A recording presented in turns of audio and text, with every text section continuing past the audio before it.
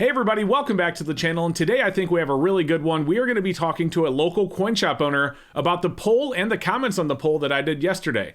Now, if you actually missed that poll, I happened to put that up yesterday, and that was asking you guys about your average overall experiences with coin shops over the years. So as you can see, looking at the results, only 34% of you had a good experience, 13% had a negative experience, and the rest of you were kind of mediocre.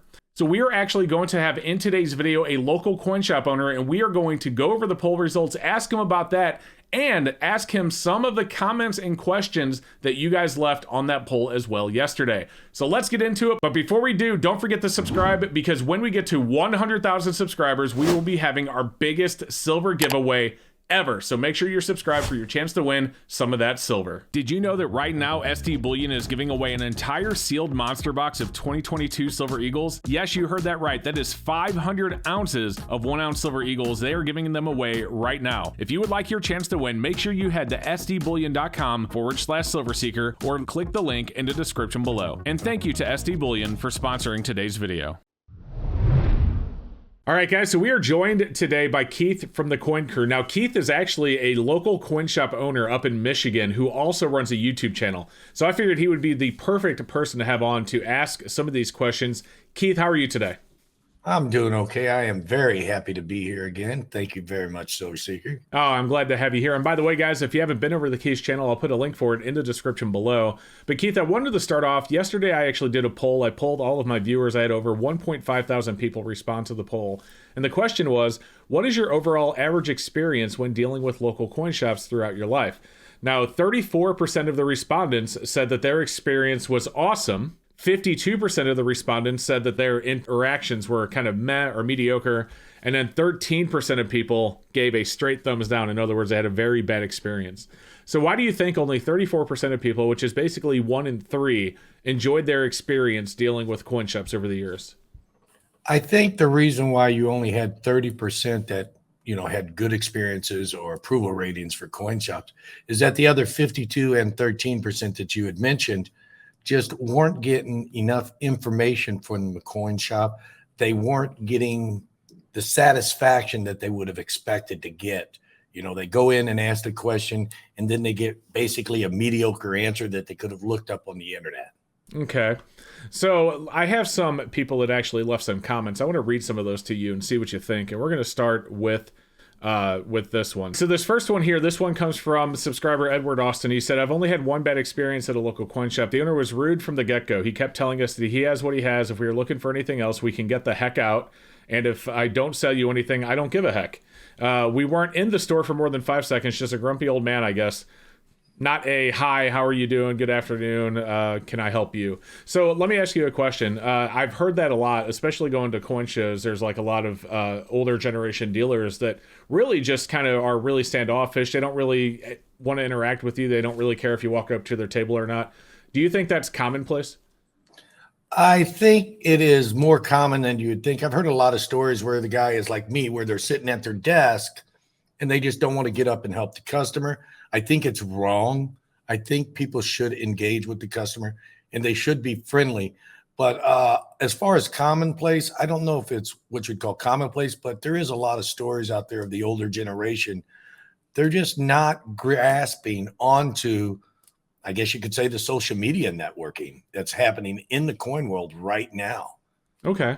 Well, that's actually good, because my next comment here is kind of in relation to that. So your shooting buddy says they are not the chatty ones. They are not chatty like the ones you show on Stacking YouTube channels. So a lot of YouTube channels will have a coin shop that they'll go to, and the coin shop owner would be very chatty. But he says they're down to business, and what do you want? Definitely not interested in my personal goals or talking about world economics, but they definitely do sell gold and silver very efficiently. So my question to you with that comment is, do you think the coin shops would do better if they would interact with their customers more often rather than just run it like a flat, cash register style business? I think it's always best to interact more with your customers and see what they want. And if you don't have it, you basically, let them know, I can try to get it. It'll be about this long. If there's something that I don't have and you're looking for it, I think the business with interaction would be much, much better. Okay. So here's one that's really bad. I'm sure this guy specifically gave it a thumbs down. He goes, the worst ever. He says, I got scammed on an entire monster box of prospectors. I'm sure he's talking about Englehart prospectors. He says, the local coin shop sent me a box of buffaloes and told me it was good delivery and there was nothing I could do about it. Very skeptical to work with local dealers after that, as select online dealers have generally treated me much better. So in that situation, like, first off, you would never do that, of course, right? No, I wouldn't. So what recourse could a customer have? Let's say you did. I'm not saying you are, but let's just say you were, scummy coin shop owner and someone ordered a bunch of prospectors off of you and what you delivered was just generic buffalo rounds. I mean, what recourse would they have? Oh, all right. I'm the scummy prospector sender guy. No, but seriously, they do have some recourse. The best thing I would say to do is just let your friends know off the bat that you had a bad experience with the coin shop. But in turn, there's not a whole lot of legal standpoint he has because he did get a delivery unless he actually video recorded him opening that box. And that would give him a legal leg to stand on. And we do that with a lot of our product. As a matter of fact, we just got a shipment of silver in yesterday that was 40 ounces short. I called the company and they do the same thing we do. They video record packing it. So I said, I have a recording. You can see me opening the box and we're 40 ounces short. And they said, let me, give me just a second. He goes, oh, you're good. We just checked out the video of it being packed. So your legal recourse would be, you need to do your due diligence when you receive a package of a significant value, record the opening. And that would give you a legal leg to stand on. Otherwise, it's your word against his. You got the package. And I don't think, and again, I'm not a lawyer, but I don't think from a legal standpoint, you have much recourse without any documentation. Yeah, that totally makes sense because you could just say, oh yeah, these 500 buffaloes that you got from elsewhere, you can argue that that's what you got. But I would say, like, it came from a local coin shop, so why did he not just open it, look at it there, I guess? But I don't know. Yeah, if he picked it up at a local coin shop, he should have opened it right there. Right. That's what I think. When I buy a monster box from the public, I open it right there while I'm buying it. That makes Even sense. if it's sealed. If it's from a distributor, no, I don't. What about sealed? So I've actually had this questions a lot of times when I do my coin shop videos calling around. The one for 10,000 Silver Eagles specifically, I had a lot of people ask, do coin shops buy monster boxes still factory sealed? Yes, they do, but some dealers, such as myself, I'll buy it factory sealed, but I'll still open it because I've seen a decade or so ago, a dealer friend of mine bought a monster box from the public. He didn't open it. It was sealed. And then when he opens it up, it's full of all sterling flatware. Well, how would he have not heard that shake around? I guess they must have had it tightly wrapped. wrapped. It tight, you wouldn't know. Yeah, that makes sense. Huh. That's why I open it when I'm buying it from the public, because I need to test a couple of them too, because we do test all product we buy. Right.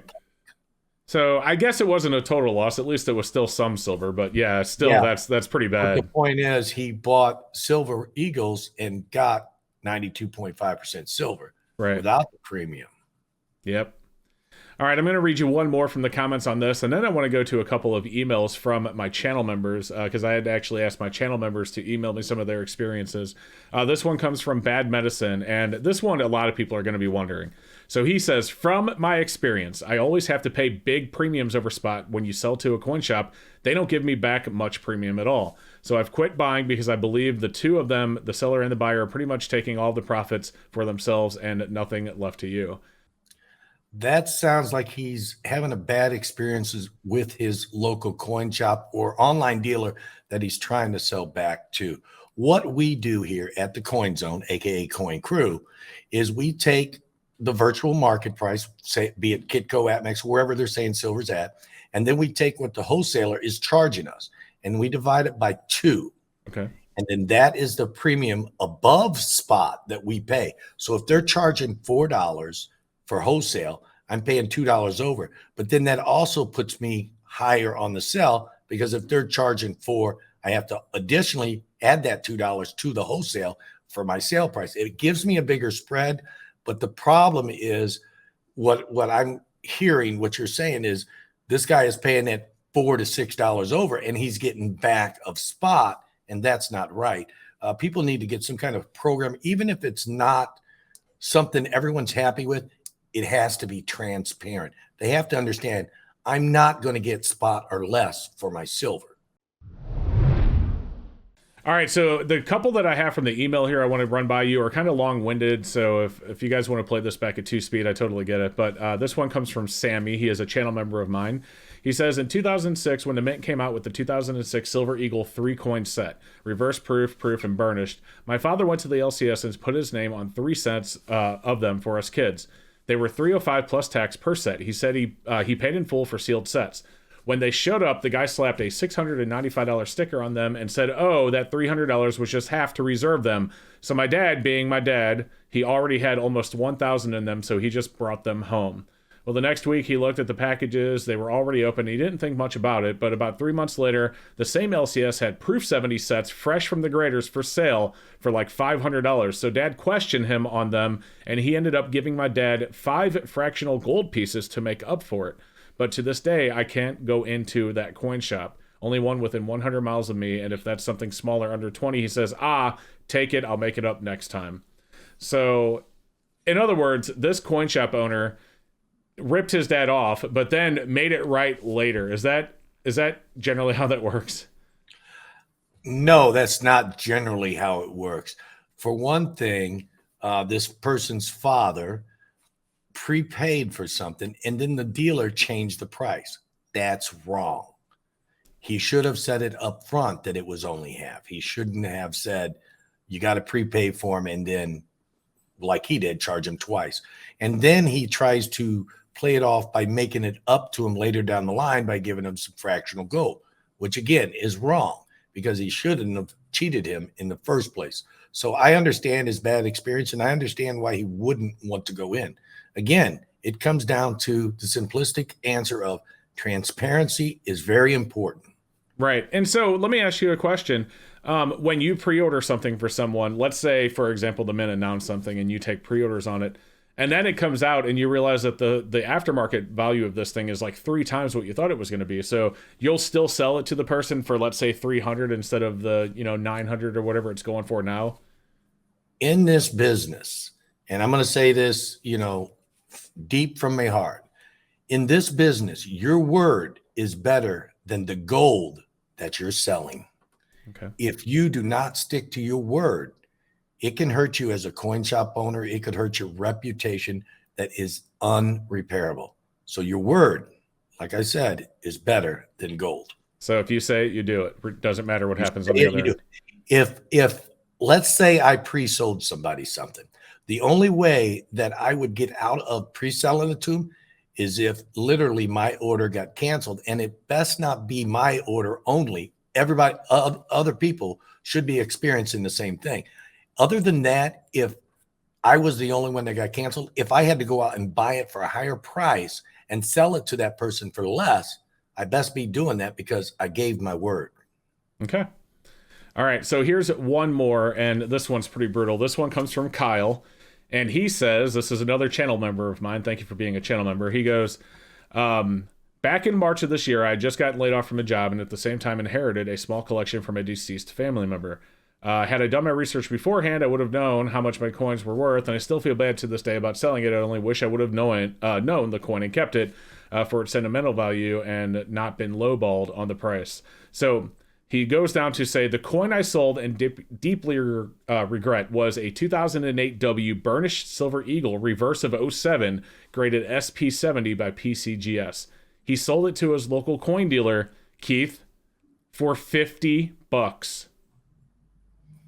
Kyle, I'm sorry. Ouch, you got ripped off. The best thing to do is if you're unsure of the price of something, look around, check eBay, check other dealers. $50 for an MS70, any Silver Eagle seems kind of low. A 69, that seems kind of high.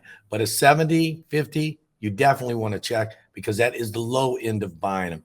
The fact that it was an 08 reverse 07, dude, I'm sorry. I hate to throw dealers under the bus, and I'm kind of not, but I recommend you don't deal with a dealer like that anymore. Yeah, Kyle went on to say, long story short, once I realized that that had happened, he said, all sales are final on both our end and yours. I exchanged some unpleasant words, and to this day, I'm very unhappy and resentful about his bad business.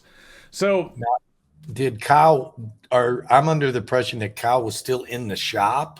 So I think he found out later and then went back. That's okay. that's the impression that I got. In the shop, the deal is not finalized until he walks out the door, even if he's already taken the money. Yeah, based on what he said, my impression is that he went back later when he discovered later that it was worth more. So in other words, he didn't know what it was worth when he sold it. He found out later, went back and confronted the dealer about it. It was told, sorry, all sales final.